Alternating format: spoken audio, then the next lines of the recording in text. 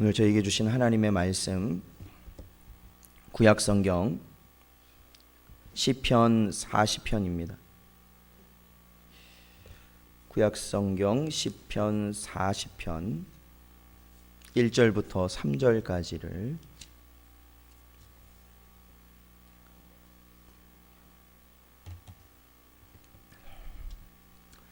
(40편) 1절부터 3절까지 한 목소리로 봉독하겠습니다.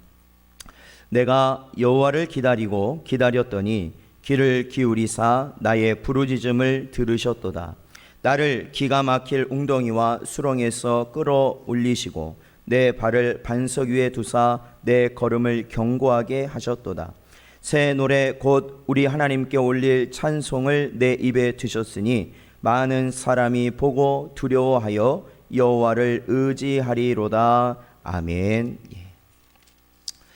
사랑하는 성도 여러분, 오늘 저희들 시편 40편, 다윗의 시로 알려진 시편 40편의 말씀을 저희들이 함께 나눕니다. 오늘 이 40편 1절에 보면 예나 지금이나 또한 앞으로도 우리 모든 성도들에게 꼭 필요한 모습은 어떠한 모습인가? 그것은 기다릴 줄 아는 모습입니다. 오늘 1절에 나오죠. 내가 여호와를 기다렸더니 라고 다윗은 고백하고 있습니다. 이 기다리는 시간 어떠한 시간일까요? 고통의 시간이었을 겁니다. 고난의 시간이었을 겁니다. 자신의 것이 다 사라지고 자신의 동지였던, 자신과 친구이고 자신을 도와줬던 사람들이 다 대적이 되었고, 이제는 심지어 자신의 육신마저도 무너지는, 아무것도 남지 않은 그러한 상황에서까지 바로 오늘 시편 다윗은 여호와를 기다렸다라고 고백하고 있습니다. 사랑하는 성도 여러분, 섣불리 앞장서지 마십시오. 앞장서지 마십시오. 섣불리 나아가려고 여러분 근심하고 염려하며 여러분이 많은 경험과 사람들의 도움과 그것을 여러분이 가졌다 할지라도 중요한 것은 우리에게 갈 길은 하나님께서 정해 놓으셨다라는 겁니다. 그렇기 때문에 우리가 이 땅에 열심과 수고를 아무리 해서 공든탑을 쌓아도 결국 그 길이 아니면 그 모든 것이 한순간에 무너지는 것이에요. 그러니까 우리는 어떻게 하는 게 가장 현명한 것일까요? 오직 하나님의 말씀을 바라보며 기다릴 줄 아는 자가 돼야 된다라는 겁니다. 기다릴 줄 아는 자. 그럴 때 이 40편 1절에서 뭐라고 말하고 있어요? 기다렸더니 귀를 기울이사 나의 부르짖음을 하나님께서 들으셨도다. 바로 다윗은 고백하고 있다라는 것이죠. 사랑하는 성도 여러분, 오늘도 이 시간에 우리가 우리의 힘, 우리의 생각, 우리가 지금까지 해온 방법, 수단, 다른 사람의 능력을 가지고 하려고 했던 그 모든 것들을 우리가 접어두고 이 시간 오직 우리의 모든 어려움 가운데서 하나님께서 역사하시고 하나님께서 이끌어 나가시길 간절히 바라며 부르짖을 때 이 시간 하나님이 응답하여 주실 줄로 믿습니다. 하나님께서는 듣고 계시는 줄로 믿습니다. 오직 우리는 그러한 믿음으로 오늘도 이 자리에서 우리는 기도하고 주의 말씀을 듣는 것입니다. 바로 우리는 하나님을 향하여 부르짖어야 됩니다. 에레미야 2장 18절 말씀에 보면 그들의 마음이 주를 향하여 부르짖기를 딸 시온의 성벽아 너는 밤낮으로 눈물의 강처럼 흘릴지어다 스스로 쉬지 말고 내 눈동자를 쉬게 하지 말지어다 라고 고백되어지고 있습니다. 사랑하는 성도 여러분, 에레미야가 고난 가운데, 죄로 인하여 고난 가운데 빠졌던 이스라엘을 향하여서, 유다 백성을 향하여서 선포했던 게 무엇입니까? 부르짖으라는 겁니다. 부르짖으라. 쉬지 말고 부르짖어라. 쉬지 말고 부르짖어라. 그러한 부르짖음 가운데 하나님은 너의 음성을 들을 것이고 하나님께서는 그러한 너희를 긍휼히 여기실 것이고 그러한 가운데 하나님이 내리신 그 진노가 너희에게서 물러나게 될 것이다 라고 성경은 우리에게 가르치고 있는 것입니다. 사랑하는 성도 여러분, 우리는 모든 것을 지으시고 주장하시고 그 모든 것을 이끌어 가시는 어둠 가운데서도 우리 빛의 자녀들을 하나님께서는 자신을 바라보며 빛으로 살기를 원하시는 줄로 믿습니다. 그렇죠. 우리가 세상하고 똑같이 간다면은 우리가 빛으로 살 수 있겠습니까? 세상하고 똑같이 생각하고 세상하고 똑같이 행동한다면은 세상하고 똑같이 반응한다면은 우리가 어떻게 하나님의 빛의 자녀라고 우리는 그렇게 당당하게 자부심을 갖고 말할 수 있는 것일까요? 세상이 두려울 때 나도 두려워하고, 세상이 근심할 때 나도 근심하고, 세상이 염려할 때 나도 염려한다면 도대체 우리는 어떠한 근거로 우리가 빛의 자녀라는 그러한 말을 함부로 우리의 입술 가운데 드릴 수 있는 것입니까? 사랑하는 성도 여러분, 오로지 하나님만을 의지하시고 고난 중에서 특히 주를 바라보며 부르짖을 수 있는 여러분 되시기를 주님의 이름으로 축원드립니다. 오늘 시편 기자는 이토록 하나님께서 자신을 의지하는 자에게 주시는 은혜를 은혜가 너무나도 넘쳐남을 고백하고 있습니다. 그리고 하나님께서 진심으로 원하시는 것에 대해서 우리에게 알려주고 있죠. 하나님이 하나님의 백성에게 진심으로 원하시는 것이 무엇인가? 고난 중에서 고통 가운데 있는 우리 성도들, 그래요, 오늘날 이렇게 역병이 창궐하고 경제가 막 무너지기 일부 직전이고 경험해 보지 못한 것들을 경험하면서, 그리고 세계 도처에 있는 이러한 재난과 기근들을 바라보면서 우리는 도대체 무슨 생각 갖고 살아야 되느냐라는 거예요. 성도들 무슨 생각 갖고 살아야 되느냐? 얼마 안 되는 이 한 줌도 되지 않는 목숨을 유지하기 위해서 여러분 끝까지 버티실 겁니까? 이 한 줌도 안 되는 목숨 가지고 버티다 보니까 회개를 못 하는 거예요. 어차피 죽을 건데. 어차피 죽을 거예요. 그런데도 그 끈을, 미련을 놓지 못하여서 우리는 하나님 앞에 회개하고 엎드려지지 못하는 거예요. 이 한 줌도 안 되는 목숨이 내 손 안에 있고 내 마음속에 있으니까 내가 이 땅의 것을 버릴 수 없는 거 아닙니까? 내어놓을 수 없는 거예요. 그리고 그것들이 사라져갈 때 우리는 고통스러운 거 아닙니까? 여러분, 오늘도 혹시 내가 가지고 있던 것들이 사라짐으로 인하여 내 마음이 상처가 되고 고통받는 그러한 것을 경험하셨다면, 여러분, 아직도 우리가 하나님을 온전히 바라보지 못하고 있는 자신의 모습이라는 것을 여러분이 깨달으셔야 됩니다. 사라지는 것을 두고 고통스러워하지 마십시오. 그것은 누구 것이에요? 내 것이 아니라는 거예요. 왜 고통스러워요? 그것을 내 것으로 여기기 때문에 고통스럽죠. 이 모든 것은 누구의 것입니까? 하나님의 것이죠. 하나님의 것. 모든 것은 처치하고 내 생명까지도 누구의 것이에요? 하나님의 것이죠. 하나님의 것. 그것을 우리가 인정할 때 우리는 하나님께서 허락하신 이 모든 시간들을 하나님이 원하시는 방향과 원하시는 길로 우리는 나아갈 수 있는 것이죠. 오늘 시편 기자는 우리에게 분명히 하나님께서 무엇을 원하시는지 말씀하고 있어요. 자, 우리 시편 40편 6절 말씀을 같이 읽어보겠습니다.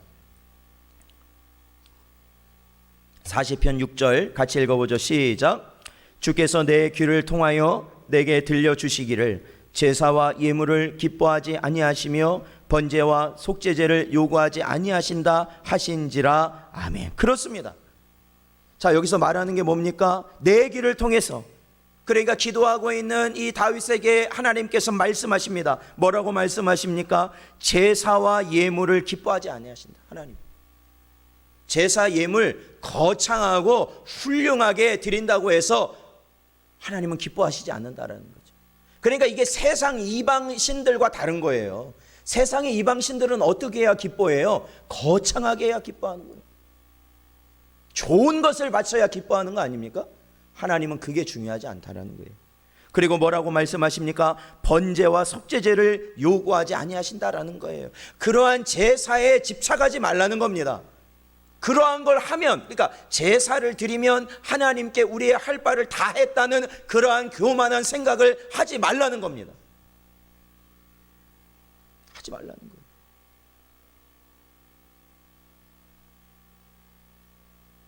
오늘날 우리가 이 어려움을 겪으면서 이제는, 예전에는요, 제가 신문을 보니까 그런 게 나오더라고요. 큰 교회들에게 우리가 집중했다면 요즘은 어떤 교회들에게 집중하는지 아세요? 작은 교회들에 집중해요. 작은 교회들. 왜?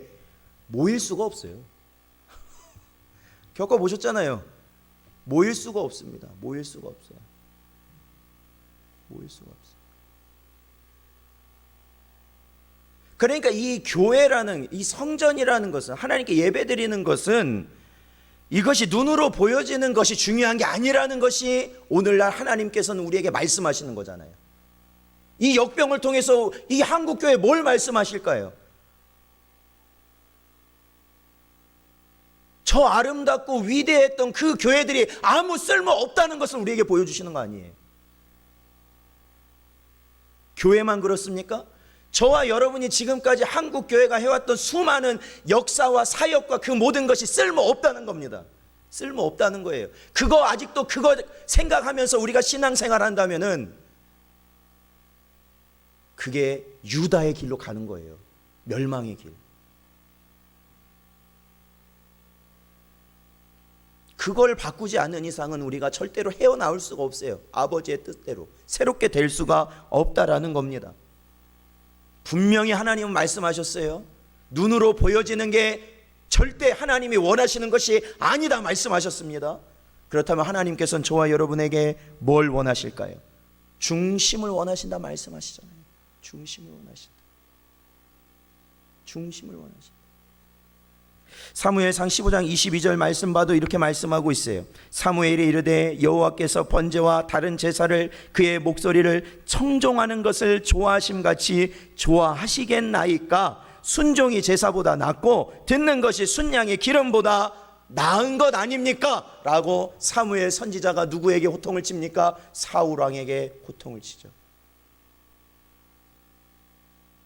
사랑하는 성도 여러분, 우리는 과연 지금까지 무엇을 하면서 주를 섬긴다 말하고 왔습니까?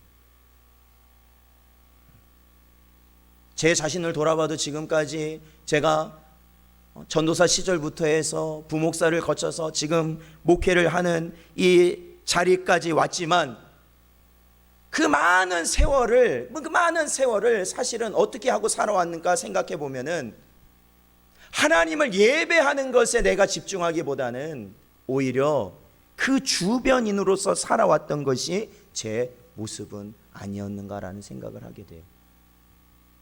그 주변이. 하나님께 예배하는 것이 가장 중요함에도 불구하고 다른 것이 더 중요한 거예요. 다른 것. 예수님께서 마리아에게 뭐라고 말씀하셔요? 자기 발 곁에 있는 마리아에게 뭐라고 말씀하셔요? 마르다가 와서 이 마리아를 같이 가서 좀 일을 돕게 하려고 데려가려고 하니까 예수님이 뭐라고 말씀하십니까? 동생이 한 것이 중요한 것이라고 말씀하시잖아요. 말씀 듣는 게 중요한 거라고 말씀하시잖아요. 그래서 예배가 중요한 거예요. 예배가 중요한 거예요. 목사에게만 예배가 중요할까요? 사역자? 아니에요. 우리는 다 예배가 중요한 거예요. 너무 예배 외에 다른 것들이 너무 많이 들어온 거예요, 우리에게. 그리고 예배 외에 그 다른 것들이 우리에게 너무나도 많은 만족감을 주었어요. 사랑하는 성도 여러분, 하나님께서는 자신의 말을 듣는 이 예배를 우리에게 가장 귀한 복으로 주신 줄로 믿습니다. 그렇기 때문에 깨어나야 돼. 이 세상을 분별하고 이길 힘은 바로 우리에게 말씀과 기도밖에 없다는 걸 우리가 분명히 깨닫고 깨어나야 된다라는 겁니다. 그래서 우리가 그 말씀에 어떻게 하기를 원하시는 거예요? 바로 순종하기를 원하신다라는 거예요. 순종하기를. 우리가 주의를 온전히 지킨다는 건 어떤 의미일까요? 하나님 앞에 예배하고 그 예배의 말씀에 우리가 심히 우리의 마음속에 그 말씀을 온전히 새기고 이 세상 가운데도 그 말씀을 순종하며 살아가는 것이죠. 매일같이 우리가 예배드리는 삶을 살 수 있는 건 어떻게 살아갈 때일까요? 형식적인 사도신경을 시작해서 주기도문까지 끝나는 그 예배가 그 안에 들어가 있어야 예배의 삶이 되는 게 아니라 중요한 것은 뭐예요? 하나님의 말씀이 그 모든 삶의 순간순간마다 우리에게 적용되어서 결국엔 그 말씀을 붙들고 살아가면 그것이 결국 누구를 높이는 겁니까? 하나님을 높이는 거 아니겠습니까? 그렇죠. 제가 지난번에 한번 말씀드린 적 있죠. 하나님의 말씀을 우리가 지키지 않는다는 것은 무슨 표현이냐? 교만하다는 거예요. 내가 교만하다는 거예요. 그러니까 하나님의 말씀을 지키지 않는 것이에요. 오늘날 이 땅에 많은 교인들이 있지만 그 가운데 나타나는 특별한, 아주 공통적으로 특별한 현상이 뭘까요? 말씀은 그렇다 쳐도 자기는 그렇게 살지 않겠다. 자기의 삶의 방식은 변화시키지 않겠다라는 겁니다. 혹시 내가 그러진 않습니까? 저는 항상 그렇게 해요. 하나님의 말씀을 읽으면서 매일같이 이 성경 읽기를 따라가면서 읽으면서 제가 하나님 앞에 기도하는 건 그거예요. 제 고집대로 하는 목사가 되지 않게 하소서. 목사가 됐습니까? 주일에도 말씀드렸지만 하나님의 성령이 함께하지 아니하고서는 그 누구도 하나님의 참된 사람이 될 수가 없습니다. 특히 오늘날 이 땅에서 지금 이 시점에서 더욱더 그렇습니다.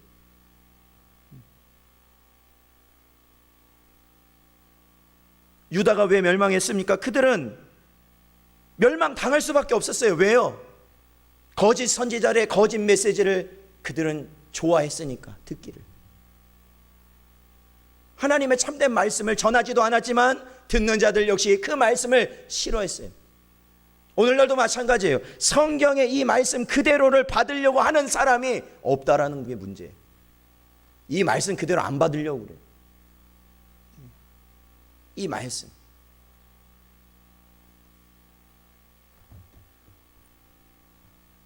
사랑하는 성도 여러분, 언제나 주님의 말씀 가운데 순종하며 살아가시는 여러분 되시기를 주의 이름으로 축원드립니다. 오늘 이 본문 말씀, 이 시편 40편 8절을 한번 읽어볼까요? 8절 말씀 읽어보겠습니다. 같이 읽죠. 시작. 나의 하나님이여, 내가 주의 뜻 행하기를 즐기오니 주의 법이 나의 심중에 있나이다 하였나이다. 아멘. 이게 누구의 마음이에요? 성도의 마음. 이게 성도의 마음이죠.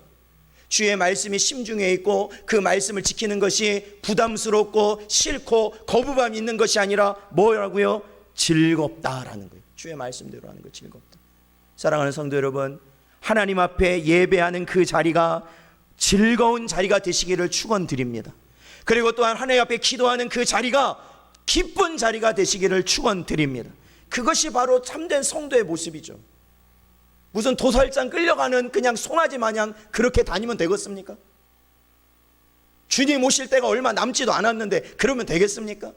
그렇다면 우리가 빨리 엎드러져야 돼. 아무리 내가 할 일이 많아도, 아무리 내가 이 하는 것이 중요해도, 중요한 건 뭐가 중요한 거예요? 예배가 중요한 겁니다.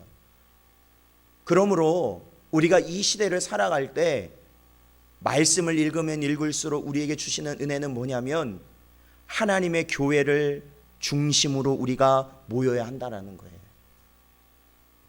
딴 거 없어요.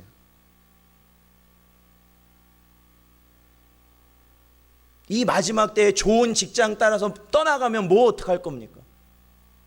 좋은 학교라고 떠나가면 뭐 어떡할 겁니까?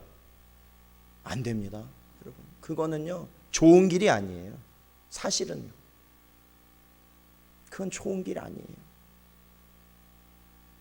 그래봤자 몇십 년이야. 그래봤자 그게 진짜 좋든 그게 몇십 년이에요. 몇십 년. 그렇다면 저와 여러분에게 끝까지 지켜야 될 사명은 뭐예요? 하나님의 교회를 세워나가는 거예요. 기둥들이 되어야 되는 거예요. 그리고 여기에서 우리의 목숨을 걸어야 되는 거죠. 그게 아니고서 우리가 심판대 앞에 제대로 쓸 수 있을까요?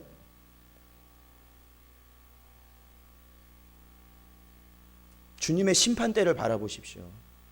사람 두려워하실 필요 없어요. 주님의 심판대 앞에 내가 바로 설 수 있는지만 보시면 됩니다. 어차피 시간은 가요.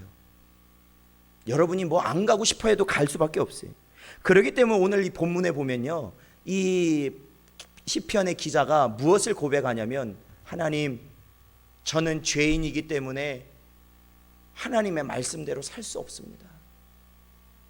하나님 저를 긍휼히 여겨 주옵소서라는 고백이에요.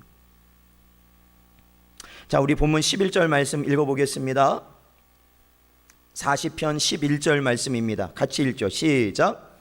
여호와여, 주의 긍휼을 내게서 거두지 마시고 주의 인자와 진리로 나를 항상 보호하소서. 아멘. 그렇습니다. 사랑하는 성도 여러분, 말씀대로 살면은 복 받는 거 아십니까? 모르십니까? 알죠? 말씀대로 살면 하나님이 기뻐하신 거 압니까? 모릅니까? 알죠? 근데 뭐가 문제예요? 그렇게 안 되는 게 문제예요. 죄인이기 때문에. 그러니까 결국 우리는 우리의 죄성을 분명히 인정하고 우리는 하나님께 엎드려서 어떻게 우리는 고백해야 된다는 겁니까? 우리를 불쌍히 여겨 주옵소서. 하나님, 저는 한순간도 하나님 뜻대로 살 수 없으니 이 악한 죄인을 불쌍히 여겨 주시어서 하나님 말씀대로 살 수 있도록 성령께서 나를 붙들어 주시고 인도하여 주옵소서. 디모데전서 1장 15절, 바울은 이와 같이 고백합니다. 밑보다 모든 사람이 받을 만한 이 말이여, 그리스도 예수께서 죄인을 구원하시려고 세상에 임하셨다 하였도다. 죄인 중에 내가 괴수니라. 그는 고백하고 있습니다. 저와 여러분은 죄인 중에 괴수입니까? 우리가 죄인이라는 것은 인정하십니까? 제가 이번에 교육을 하면서도 그 학생들에게, 교육을 받는 분에게 물었습니다. 내가 죄인인 거 인정 못하면 이 길 갈 수 없습니다. 내가 죄인인 거 인정 못하면 아무리 몇십 년 교회에 있어도 그거 다 소용없습니다. 내가 죄인인 걸 인정하셔야 됩니다. 그래야 예수님이 나의 주님이 되십니다. 그래야 그 십자가가 내 십자가가 됩니다. 그래야 그 피가 보혈로서 내게 주어집니다.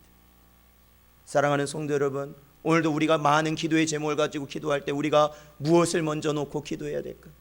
그것은 바로 내가 죄인인 것을 깨닫는 겁니다. 하나님 앞에 죄인이고, 가족들 앞에 내가 죄인이고, 형제들 앞에 내가 죄인이고, 내가 직장에서 내가 죄인이고, 내가 가는 곳곳마다 바로 내가 죄인으로서 죄의 배설물들을 토해내는 바로 그러한 존재임을 내가 깨달아야 됩니다. 내가 아니었으면 평화로웠을 것을, 내가 아니었으면 화목했을 것을, 내가 아니었으면 다 좋았을 것을, 나 하나 때문에 저들이 더욱더 힘들어하는 것을 여러분은 발견하셔야 됩니다. 하나님께서도 마찬가지입니다. 우리가 거룩하고 우리가 잘나고 내가 주의 일을 하는 것 같지만 정작 중요한 것은 하나님은 나로 인하여서 가장 고통스러워 하신다라는 겁니다. 지금도 성령께서는 우리가 죄의 길로, 아직도 교만의 길로, 아직도 하나님이 원하시는 길로 가지 못하고 방황하는 우리의 심령을 보시며 애통하고 계시다라는 겁니다. 한탄하고 계시다라는 겁니다. 그래서 빨리 돌아오라 우리에게 계속해서 말씀하신다라는 것이죠. 사랑하는 성도 여러분, 이 시간에도 저희들 기도할 때 오늘 말씀을 온전히 붙들고 기도하실 수 있는 은혜가 있으시길 축원드립니다. 매일같이 여러분 기도하시는 분들 회개하십시오. 우리는 날마다 회개해야 됩니다. 매 순간 회개해야 됩니다. 매 순간 회개하지 아니하면 그것은 내게서 하나님의 성령이 떠나셨다는 증거로 봐도 무방할 것입니다. 그래서 우리는 하나님 앞에 계속해서 회개하는 가운데 하나님의 성령은 우리의 입술에 하나님이 원하시는 기도의 제목을 담으신다라는 것이죠. 그리고 그 기도를 하나님께 올려드리고 하나님께 그것이 상달되어서 종국에는 그 기도가 응답되는 은혜가 있게 되는 줄로 믿습니다.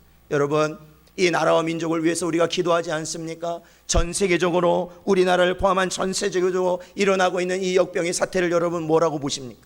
그리고 전에는 없었던 이러한 재난들이 일어나는 거 있음을 우리는 다 보고 있지 않습니까? 도대체 이것을 어떻게 생각해야 될까요? 그것을 단지 이 세상이 오염됐기 때문에 일어나는 단순한 지나가는 현상이라고 보면 되겠습니까? 아니죠. 영적으로 극악무도한 시대가 바로 오늘날 저와 여러분이 살아가고 있는 시대입니다. 그러므로 우리는 기도해야 되는 거죠. 먼저는 내가 회개하고, 그리고 또한 우리가 주님이 우리를 위하여서 십자가의 대속제물로 죽으셨던 것처럼 우리도 저 갈 길을 모르며 죄를 짓고 있는 자들을 하나님께서 돌이키시길 위하여서 기도해야 될 줄로 믿습니다. 나라와 민족을 위해서, 또한 한국교회와 우리 성도들, 우리 신성교회, 신성전원교회 이 재단을 위해서, 우리에 있는 모든 성도들을 위해서, 또한 우리가 섬기고 있는 선교지를 위해서, 또한 기도의 제목을 갖고 연약함 가운데 있는 우리 지체들을 위해서 기도해야 될 줄로 믿습니다. 특히 우리 강만성 권사님 위해서 기도해 주시고요, 또한 우리 박현숙 전도사님 위해서 계속해서 기도해 주셔서 하나님의 사역이 이루어질 수 있도록 또한 우리가 기도해 나가야 될 줄로 믿습니다. 이 시간 오늘 주신 말씀을 기억하시면서 이 시간 함께